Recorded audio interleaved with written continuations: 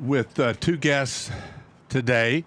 We have Brad, who has been directing Brad Negaard, who's been directing the live stream broadcast. And he never knew that there could be so many problems. That's right. Coming out of the box, this morning at 7:30, the crew was here at 5 in the morning getting things set up. But I'm going to say that, you can't leave cameras set up during the night. You've got to be ready to go by 7:30. And, wow, it was a learning curve. It was like a rocket ship. But we're moving along. The day's an overcast day, but great rowing.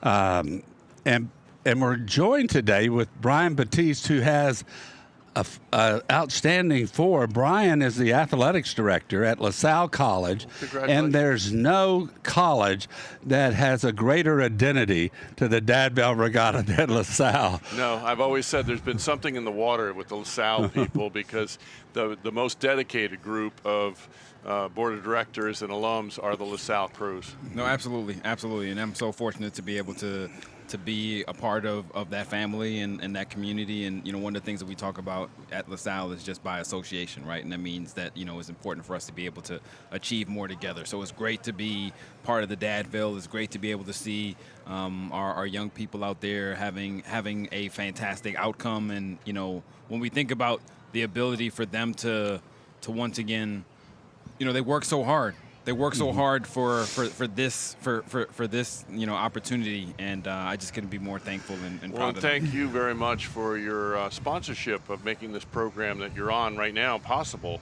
You'll see all day long for both days the sponsors are broadcast all day, and LaSalle is one of them, and we really appreciate that. Well, we're happy to do it. We're happy to do it, and this is such an incredible event, and happy to be a part of it. Yeah. Well, Brian is also a member of our Solidarity Committee. And I've been on a lot of committees, Brian, but I just love being on that particular committee. I mean, I've enjoyed working with each person on it. How do you feel about being a member of the Solidarity Committee? It's fantastic. I mean, the opportunity to be able to do something that's meaningful, the opportunity to be able to have sustained change and to impact a wide variety of individuals.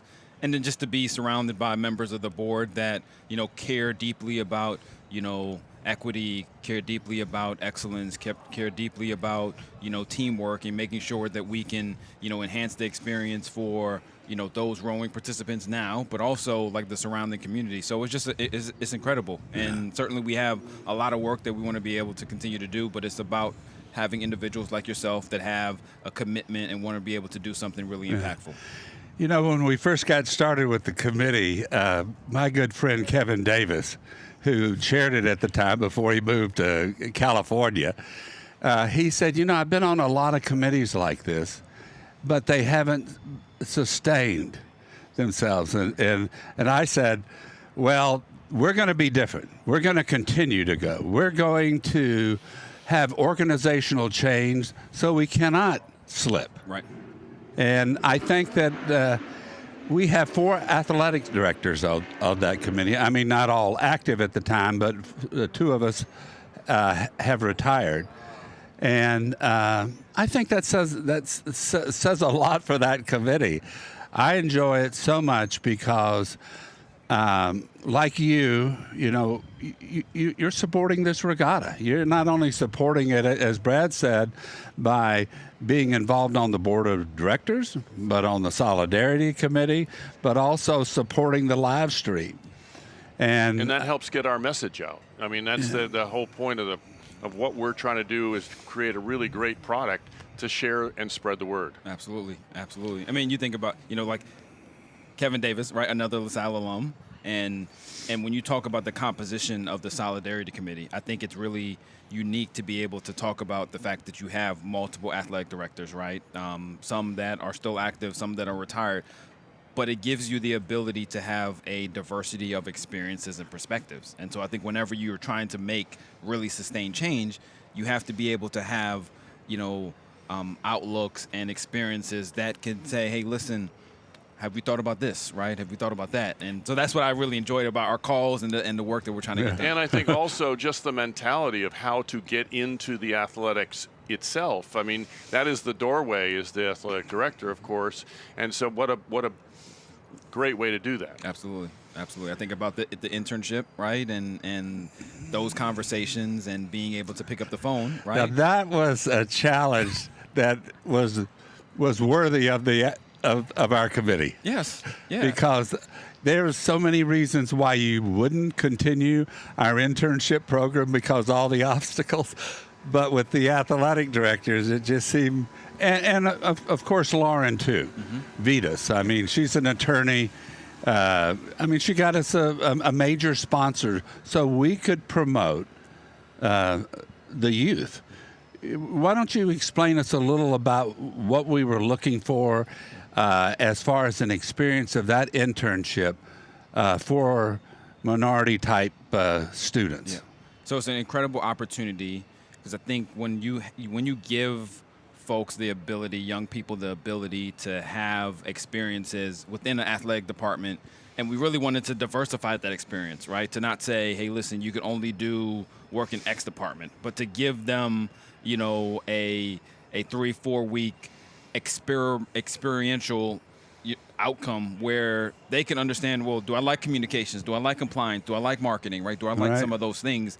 And to have the support from the athletic directors within the city, which is really incredible. I think anytime you have the opportunity to give young people experience, meaningful experience, you have to take advantage of it. Hands-on clinical experience. Absolutely.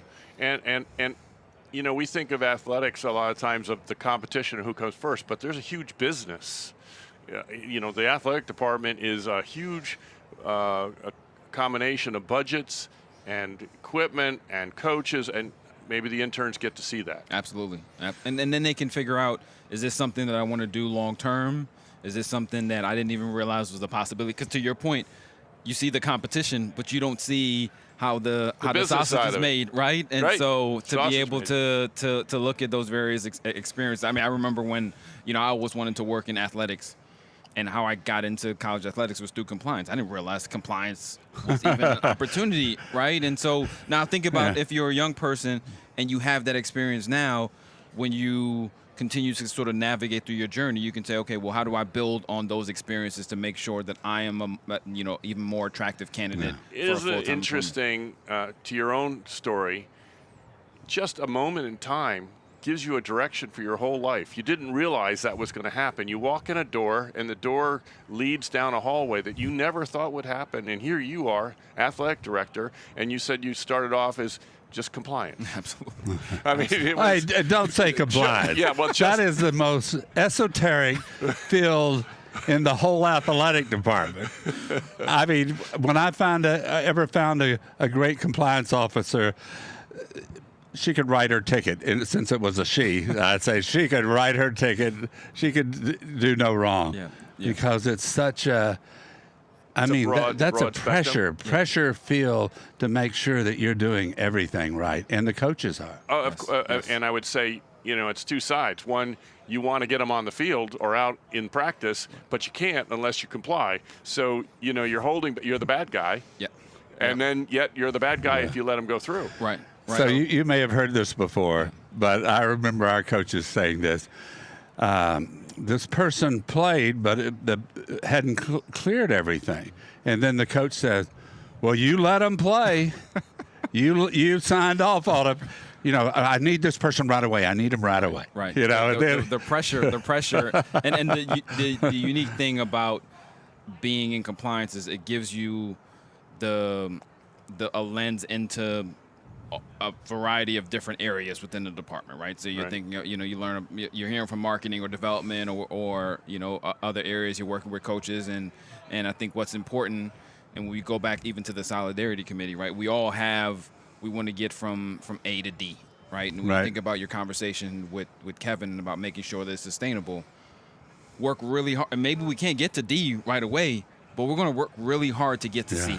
And I think that's a testament. What's your next goal? What's your next hurdle that you want to accomplish? Me personally? Sure. just continue to make in solidarity. Yeah, so I just think continue to make sure that we're making an impact within the community, right? Yeah. And how do we broaden the access for individuals that may not have access in the past, right? So when we think about how we're trying to connect with HBCUs, when we think about we're trying to connect with programs within the city, how do we provide access? We're going to do that. Yep. And we continue to reassess where we're at. And we have a reassessment meeting in June, actually. Mm-hmm. And I thought, this is what we need to do. We've had a successful year, but we need to make it more successful. And we need to challenge ourselves. Incremental improvement. That's all you ever really want. Right. Incremental improvement. As long as you get that, you will arrive at where you want to be. Move forward, or otherwise you're going backwards. Absolutely. Yeah. Absolutely. So we really appreciate having you, Brian. I've been wanting to talk to you besides virtual. Right. Right. And so this is a great opportunity. And I did talk to Kevin, I guess it was yesterday or the day before. And I said, are you coming over, Kevin? We got to have dinner together at the Prime Rib. And he said, no, but I am going to be coming in town later. Okay. And I am going out to lunch with Brian. Yes. You probably don't even know that yet, but that's what he said. I'm going out to lunch with Brian. So he knows that I do not want to be a part of a committee that just serves on a committee, because then we haven't achieved the strong goals that our president of the Dadville organization has set for us. And in fact, he's supposed to be here shortly. All right. Jim Hanna. Brian, not Brian, but Brad, when do we have Jim scheduled? He should be here any moment. Let me step away. Yeah, if you don't mind, because I don't want to end our conversation if he's not here, for sure. So it's exciting. Let me tell you about the Dadville. It can be rough as can be. In fact, I would always call it to my crew members when I coach rowing. I would say, there's Dadville condition. They would always laugh at me. Dadville, what is that? And then when they get up here, there would be rough conditions. They'd say Dadville I told condition. You told them. You tried to warn them. And, that's oarsmanship. So if you have wind out of one direction or the other, it may be more favorable. But this regatta does everything it can to promote fairness. In fact, there were 6 crews in one race recently, today, and I said, well, why are you racing them if that's a final? They said, because as they finish, they will be directed to the preferable lanes, 3 and 4 being the most preferable, and then 2 and 5 next. So they get the most favored lane. If there are just 4 boats, right. Just 4 boats, then they wouldn't have the race. But if there's 5 or 6, they don't want a crew that may have just been picked out of randomly. They want to give you the best chance you can to win. And I think you can't ask. I mean, fairness is important, and also life lessons that they're learning, right? Exactly. From this experience, to the point that you mentioned to your team. You never know what you're going to experience when you get up here. Right. That's also part of life. Right, adversity and realizing is. how do you navigate through some of these obstacles. So I think that's why sports are so important, and what we're trying to do with the Solidarity Committee is to provide opportunities for more to be able to experience such a great sport, right? And you learn. That's a big so part much of what our goal is. It's huge, and to make it happen. Mm-hmm. And we will remove the obstacles. We will. I mean, as athletic directors, we have obstacles every day, so we just have to, think creatively, right? Work together, teamwork. Yeah, teamwork. Boy, that's music to my ears. Yep. Well, thank you, Brian, so much for joining us. I think Jim is here. All right. And I'm going to ask him whatever gave him the idea to start a solidarity committee. Well, I appreciate you having me. Yeah, thank you so much, Thank Brian. you.